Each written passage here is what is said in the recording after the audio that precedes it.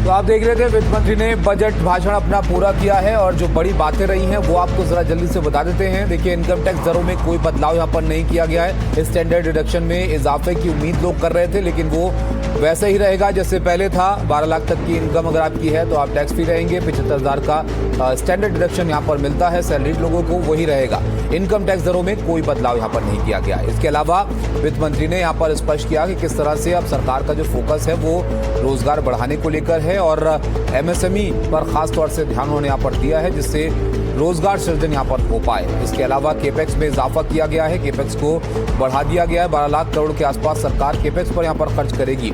7% की विकास दर हासिल देश कर रहा है, जिससे गरीबी कम करने में मदद मिली है, ये उन्होंने यहाँ पर बताया। और ये भी बताया कि 12 सालों में भारत की अर्थव्यवस्था स्थिर रही है और महंगाई काबू में रही है। लेकिन आम आदमी जिसकी सबसे ज्यादा उम्मीद लगाया हुआ था इस बजट से, उसमें कोई बदलाव यहाँ पर नहीं किया गया है। आपका जो डायरेक्ट टैक्स है उसमें वैसे ही नियम रहेंगे जैसे पिछले साल थे। 1 अप्रैल 2026 से इनकम टैक्स दरों में कोई बदलाव यहाँ पर नहीं किया गया है। तो ये बड़ी घोषणाएं हैं जो इस बार के बजट में है। इसके अलावा 7 हाई स्पीड रेल कॉरिडोर बनाए जाएंगे, 3 आयुर्वेदिक एम्स बनाए जाएंगे और साथ ही कैंसर की 17 ऐसी दवाइयां हैं जिन पर कस्टम ड्यूटी नहीं लगेगी। यानी कैंसर के इलाज के लिए जरूरी दवाइयां सस्ती होंगी, कस्टम ड्यूटी उन पर नहीं लगेगी।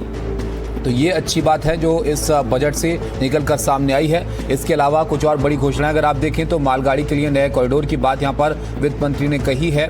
पश्चिम बंगाल से डानकुनी के लिए एक नए फ्रेट कॉरिडोर का ऐलान किया गया है।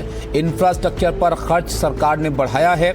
अगले वित्त वर्ष यानी 2026-27 के लिए 12 लाख करोड़ से ज्यादा केपेक्स पर खर्च करना तय यहाँ पर किया गया है। पिछले साल के मुकाबले यहाँ पर इजाफा हुआ है। पिछले साल करीब 11 लाख करोड़ रुपए के आसपास सरकार ने यहाँ केपेक्स के लिए राशि रखी थी और उसको अब इजाफा करके 12 लाख के ऊपर पहुंचा दिया गया है। रेयर अर्थ कॉरिडोर बनाने की बात यहाँ पर कही गई है, जिससे दुर्लभ खनिजों के लिए विशेष कॉरिडोर बनाया जाएगा ताकि एमएसएमई को इससे और ज्यादा फायदा यहाँ पर हो सके, खनिज संपन्न राज्यों को इससे फायदा मिल सके। टेक्सटाइल सेक्टर पर भी फोकस रहेगा, देश में बड़े टेक्सटाइल पार्क बनाए जाएंगे, ये भी बातें यहाँ पर कही गई हैं। और इसके अलावा दवाइयों के क्षेत्र में खास तौर पर सरकार का यहाँ पर फोकस है। वित्त मंत्री ने यहाँ पर स्पष्ट किया कि 10,000 करोड़ रुपए के निवेश के साथ बायो फार्मा शक्ति का निर्माण किया जाएगा। जी, आपको दर्शकों को बता दें इस बीच बहुत बड़ी खबर यह है कि भविष्य का बजट वित्त मंत्री निर्मला सीतारमण ने रखा है, लेकिन इनकम टैक्स में किसी तरह का कोई बदलाव नहीं किया गया है। कुछ और चीजें जो मानी जा रही थी पहले से कि इनकम टैक्स में ज्यादा बदलाव नहीं किया जाएगा। हमारे साथ खास मेहमान है, जल्दी से हम उनसे रिएक्शन ले लें।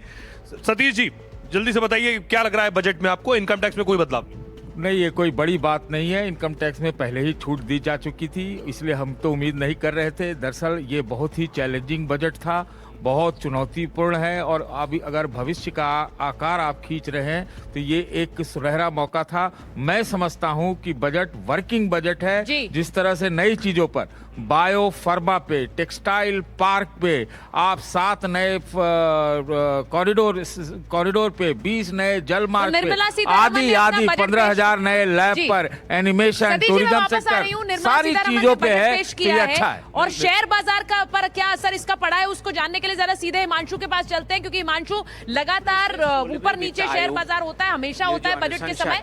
इस वक्त क्या स्थिति है? Just 1 minute. देखिए, मेरे साथ एनके सिंह हैं, पूर्व ब्यूरोक्रेट और वित्त आयोग के अध्यक्ष रहे हैं। कुल मिलाकर जो बजट पेश किया है वित्त मंत्री ने, आपकी पहली प्रतिक्रिया? मेरे जानते वो बहुत सराहनीय है। तो वर्तमान चुनौतियां हैं उसके संदर्भ में इस जो उन्होंने अपने प्रस्ताव दिए हैं वो समय के लिए जो अपॉर्चुनिटीज़ है और जो चैलेंजेस हैं उनको किस रूप से उसकी सबसे लाभदायक हो सकता है। उन्होंने इकोनॉमिक सर्वे के ऊपर कहा नहीं, बट जो फिस्कल डेफिसिट और फिस्कल कंसोलिडेशन का उन्होंने लक्ष्य दिया है वह मेरे जानते बहुत क्रेडिबल है, बहुत सराहनीय है। और इकोनॉमिक सर्वे में जैसे आपको ज्ञात होगा अब लक्ष्य को 6.5% से बढ़ा करके अब 7% लॉन्ग टर्म लक्ष्य को रखा गया है। जो उन्होंने फिस्कल कंसोलिडेशन रोड मैप दिया है उससे इसका तालमेल होता है।